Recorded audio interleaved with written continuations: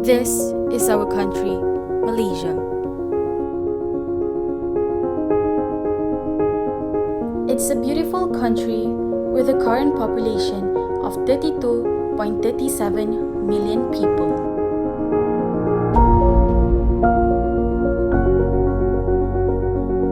And everything was perfect until COVID-19 decided to pay their visit.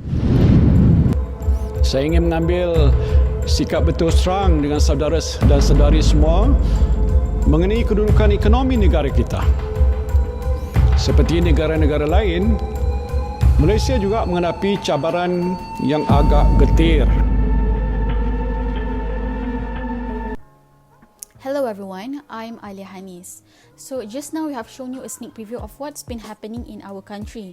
And now, it is our duty to help you all understand the impact of COVID-19 towards our export activity, investment and trade activities in our country, Malaysia. So without wasting any time, let's first know the meaning of export. Export is actually an activity of providing goods or services to another country, or in simpler meaning, it's outside of the country. Did you know that in Malaysia, there are three main components of export activity, which includes agricultural goods, mining goods, and also manufactured goods. Now, this is the inserted descriptions of all the main sectors mentioned earlier. According to the trade statistic released by the Malaysia External Trade Development Corporation, the total exports in the first quarter of 2019 was worth RM 321.22 billion ringgit. But for the first quarter of year 2020, the total export was worth RM 303.61 billion ringgit. And yes, this shows that the value of total exports had decreased by 17.61 billion ringgit. And that is a lot. Fun fact, the value of export had declined by 11.5% respectively between January 2020 and February 2020. In fact, export contraction had already begun in 2019, the first ever recorded decline since 2009. But due to COVID-19, it became worsened.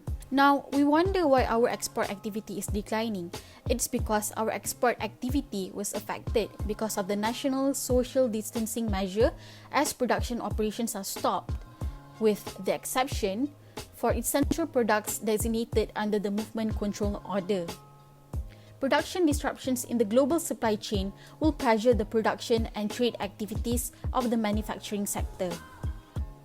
Now, as you can see, I've provided two charts beside me, and let's see one of the main sector that we can see here in the pie chart, which is electrical and electronic sector. So now we will take the electrical and electronic sector as an example. Based on researchers, the cumulative losses for that sector is estimated to be 7.28 billion of GDP, while the impact on export is estimated to be at 29.12 billion ringgit. All these interruptions in the supply chains would adversely affect Malaysia and is expected to fall disproportionately on sectors like electronics and automotive, which are highly integrated with the global market through regional supply chains. Thus, this will create a decline in exporting activity. Now, this is the comparison of the export growth trend of the main sectors for the year 2019 and 2020. As we can see from the graph, all the three sectors have its normal ups and downs, but if we look at the month of March 2020, which is the month where our Prime Minister, Mohd has made a televised speech and announced the Movement Control Order for Malaysia. We can see that all the main sectors are starting to decline abruptly during that time. Assalamualaikum and salam sejahtera. My name is Nurshafika and I will talk about how COVID-19 impacted the investment sector. In the first quarter of this year, Malaysia's economy contracted by 2%.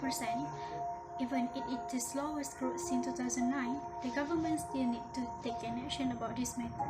Investment is a capital account shows that the net change in the physical or financial asset ownership by a nation, which includes foreign direct investment plus changes in the reserve account. Early in this year, there was a natural outlook of the property prospect in 2020, with a little opportunity during this challenging market environment. Property developer and home buyers, including investors, breathed a sigh of relief in January after BNM decided to reduce the overnight policy rate OPR to 2.75%. The OPR is an interest overnight rate set by BNM. It is a rate a borrower bank has to pay a leading bank for the amount borrowed. It also has an effect on the employment, growth, economic growth, and inflation. The changes in OPR have a minimal impacts on the house loan rate. Foreign direct investment flows are expected to fall by 30% in 2020, even under the optimistic scenario. For the success of public health and economic policy measures taken by the government to address COVID-19 and the resulting recession. Developing countries like Malaysia are expected to drop even more because sectors that have been severely impacted by the pandemic, including the primary and manufacturing sector. It may lead the company to shift their geographic allocation of their foreign operation. Such shift could have important implications for a country's economic prospect. Beyond this implication, FDI also have potentially important indirect impact on the local economy.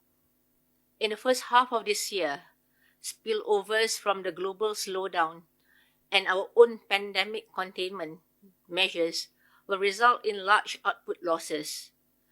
This will take a toll on the economy, but it is necessary to keep the pandemic at bay.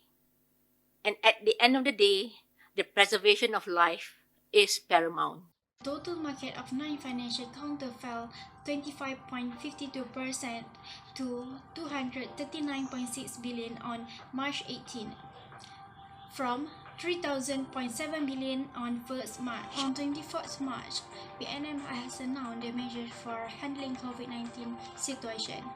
They measure an automatic moratorium on repayment for 6 months. BNM loan deferment program means financial institution banking will remain healthy as borrower records will not adversely affected and will remain similar as per status as March 2020. Otherwise, in the future, financial institutions will face reduction in cash flow and increasing in liquidity in the money market. Hi, my name is Siti Nurhidayah, and today I'll be talking about Malaysia's economic performance in trade sector during COVID-19 outbreak.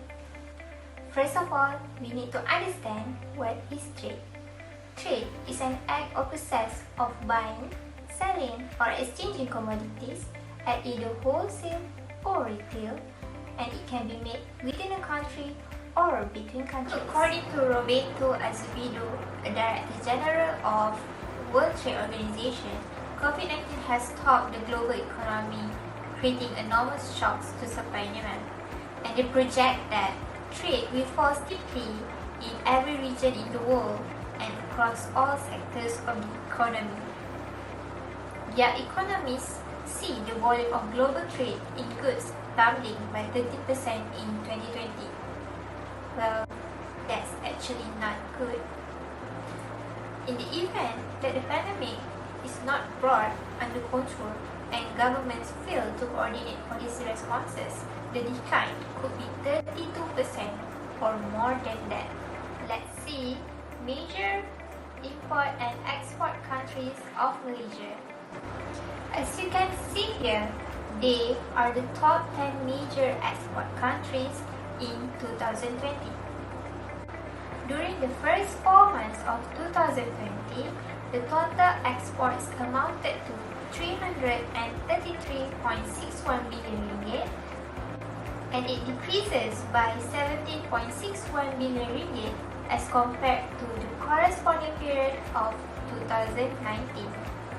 Total exports for Singapore is 44.98 billion ringgit, and it is dropped by 1.11 billion ringgit as compared to 2019. And of course, one of the reasons why it is decreasing is because of COVID-19. Now, these are the top 10 major import countries of Malaysia in 2020. The total imports amounted to 270.14 billion ringgit during the first 4 months of 2020 is also decreased as compared to the corresponding period of 2019. China is in the first place with 53.86 billion ringgit, results a decrease by 2.05 billion ringgit as compared to 2019. Let's see the trade performance of Malaysia. As you can see in the bar graph, April 2020 and April 2019 shows a quite big gap. In April 2020, Malaysia's trade amounted to 133.34 billion ringgit, a decrease of 16.4% compared to April 2019 due to COVID-19 pandemic, which caused major disruptions to global supply chain. Lower trade was recorded particularly with Singapore, Thailand, India, United States, Japan, Vietnam, and Saudi Arabia. January and March are also recorded a decreasing in trade, and only in February there is an increasing in Malaysia's trade. Since 4 May 2020, the government allowed more industry to resume operations and at full operating capacity. And we all hope that this decision will improve trade's performance of Malaysia in the coming months. Don't forget to support our government by boosting back our economy.